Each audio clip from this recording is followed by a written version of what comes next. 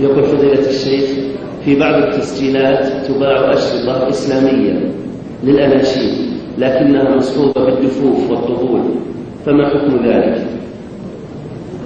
لا يجوز الاستماع إليها ما دامت مصحوبة بهذا. أما إذا كانت خالية من ذلك فينظر إلى موضوع الأنشودة هل هو سليم أو غير سليم. ونصيحتي لإخوان الشباب أن يحرصوا على الأشرطة المفيدة كأشرطة تفسير القرآن أو شرح الأحاديث النبوية أو مسائل علمية ينتفعون بها وينفعون. لكن لو أن نساء في حفل زواج